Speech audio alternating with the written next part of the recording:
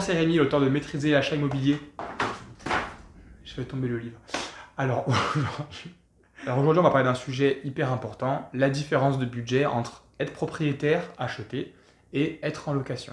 Alors évidemment, je préfère le dire de suite, ça coûte plus cher d'être propriétaire que d'être locataire, mais on va balayer ensemble justement toutes les différences de budget, et ça va permettre d'avoir un ordre d'idée pour voir si ton projet il est réaliste ou pas. La première chose que tu vas devoir payer, ça va être les frais de notaire au moment de la signature de l'achat.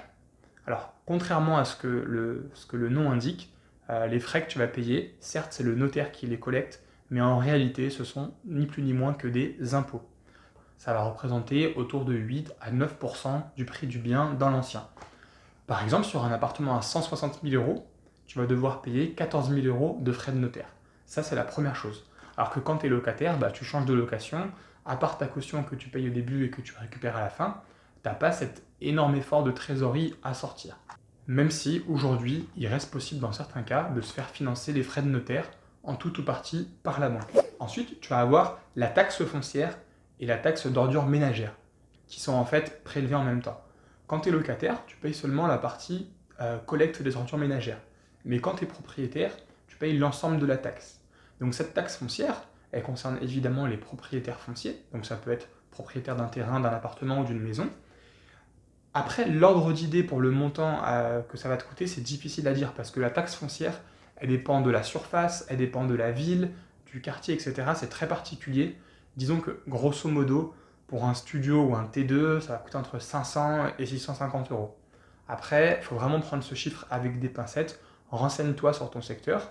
Regarde sur les annonces en fait à combien est la taxe foncière. Souvent, les vendeurs indiquent la taxe foncière pour être transparent et aussi toi pour t'aider à établir un budget. Ensuite, si tu es en immeuble, tu vas avoir des frais de copropriété. C'est hyper important de connaître le montant des frais de copropriété et aussi de savoir ce qui est inclus dedans. Lorsque tu es locataire, tu payes aussi une petite partie des frais de copropriété.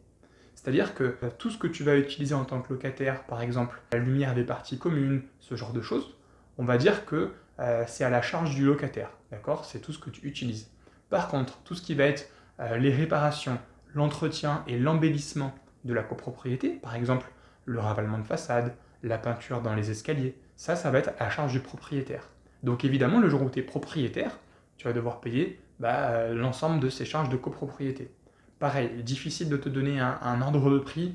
Si tu vises 30 mètres carrés, tu vas avoir à peu près 60 euros de charges par mois. Et après, il y a même des immeubles, donc souvent dans l'ancien, où les charges vont inclure par exemple le chauffage, vont inclure l'eau froide. Ça arrive quand même assez fréquemment. Ensuite, au niveau de ton budget, tu vas également devoir rembourser un crédit si tu empruntes à la banque. Et donc tous les mois, tu vas rembourser ton crédit, payer des intérêts et payer également une assurance décès invalidité. D'accord ?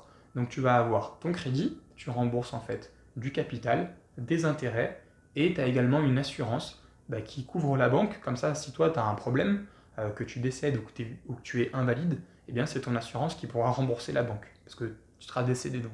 Parce que si tu décèdes, tu peux pas payer. Du coup, si jamais tu empruntes pour acheter ton bien immobilier, la banque va également mettre une hypothèque ou une garantie ou une caution sur le bien. Ça va encore te coûter des frais en plus chez le notaire. Alors évidemment, comme tu peux te rendre compte, quand tu es propriétaire, il y a quand même beaucoup plus de frais que quand tu es locataire. Il vaut mieux rester en location et le jour où tu es un peu plus sûr de ton achat, que tu es un peu plus stable, là ça vaut plus le coup d'acheter. Donc ça j'en parle un peu plus en détail dans le livre où je donne l'exemple de deux couples, donc deux projets. Qu'est-ce qui se passe s'ils continuent à louer? Qu'est-ce qui se passe s'ils achètent? Voilà. Et pour te faire le résumé, il faut rester au moins 3-4 ans dans le bien pour pouvoir amortir notamment les frais de notaire, les frais de garantie et d'hypothèque, c'est-à-dire que tous ces frais que tu vas sortir au début, si tu restes pas au moins 3-4 ans dans le bien, souvent ça vaut pas le coup d'acheter. Voilà, j'espère que ça t'a plu. Si tu as des questions, tu les mets dans les commentaires, le petit like, le j'aime et compagnie. Et porte-toi bien, ciao ciao.